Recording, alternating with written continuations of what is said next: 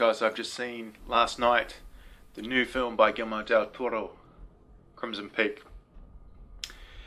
A lot of people will be going into this movie thinking it's a horror movie due to its early marketing and things like that. But in recent weeks, they've really tried to emphasize the fact that this is a gothic romance, which, coming out of the movie, is the perfect description for this film.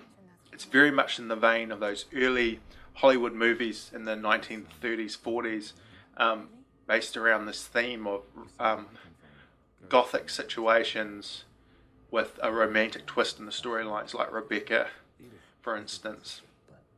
Very much like that in tone and feel. But, of course, with Guillermo del Toro, he also introduces elements of horror, extreme violence, and a lot of passion in there as well. I really enjoyed the movie. I thought it was a really solid effort. Of course, I had my own preconceived expectations going in, and it probably didn't quite make that at first. But since I've had time to think about it overnight and dream all these things I saw last night, I've really started to I haven't really stopped thinking about it, and I think I'm loving it even more and more as I keep thinking about it.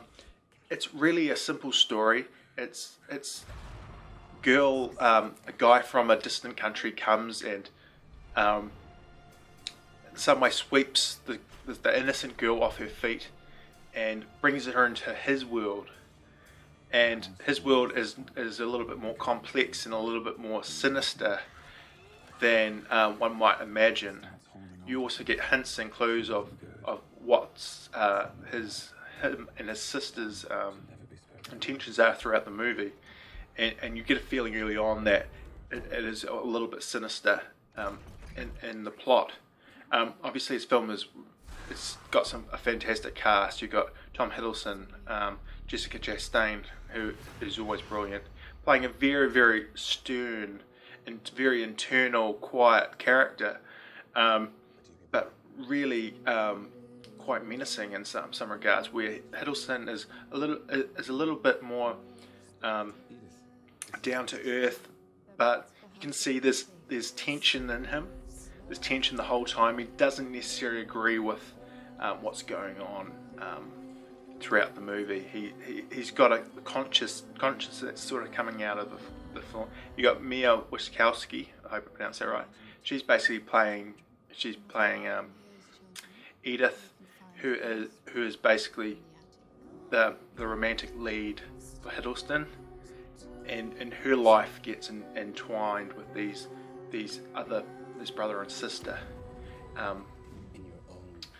and it all sort of plays out very slow build up. You get to introduce the characters early on. You get to know, sort of get an idea of who these people are, and then once we get to Crimson Peak, to the house, things start to ramp up a bit. We are introduced to ghosts and ghouls early on, but they make a point even in the dialogue, because Edith's a writer, that ghosts within these stories are more of a metaphor than there to scare you. But in saying that, these ghosts are really well done and they are scary.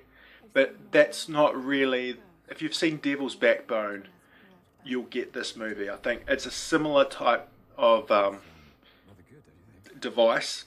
The uses is very similar as they are used in, Guillermo del Toro's Devil's Backbone. But if you haven't seen Devil's Backbone, you must see it. It's probably my favourite Guillermo del Toro movie. Next would probably be Pan's Labyrinth, then Chronos has to be up there as well, and then Hellboy, etc. But, he uses them to effect, to drive parts of the story forward rather than them be the main focus, which is quite refreshing, because you see in modern day horror film, it's all about jump scares, it's about the shock and the awe of it. Even though there is some shock and awe in this, and there's some extreme violence in this.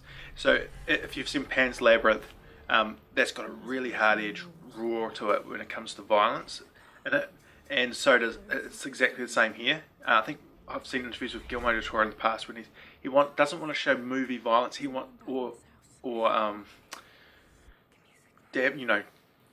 What's the word? He doesn't want to show movie violence. He wants to show real violence. What would really happen if you got smashed in the head with something? It's brutal. It's not. It's in movies. It seems to be over dramatized, or it's very stylistic. But in reality, it's really menacing, and you really get that because this is a rated R movie, and you can see why.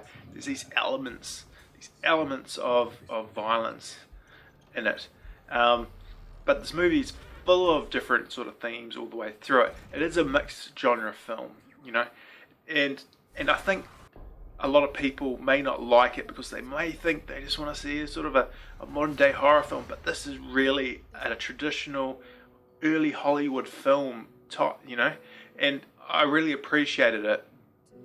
And the visuals, they're just beautiful. Everything is detailed to the nth degree. It's beautifully art directed, and you can't say anything, you can't say enough. You just have to see the movie to see how well art directed this film. And it's just phenomenal. But overall impressions, I just thought it was just a wonderful movie. And as I said earlier, as I think about it more, I just get more and more in depth in my head and start ticking over little things and remembering things. It's really a classic film that they're not making anymore. They're not making these types of movies anymore, and you get one of them comes once in a while, and I think it's really a good successor to that genre. It does have its flaws in its story.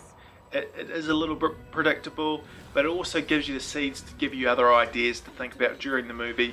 You might not quite know what's going on, and you start thinking about this, that, and the other. But it does end up being a little bit predictable. But that's okay. It doesn't matter ultimately. So I really rate it.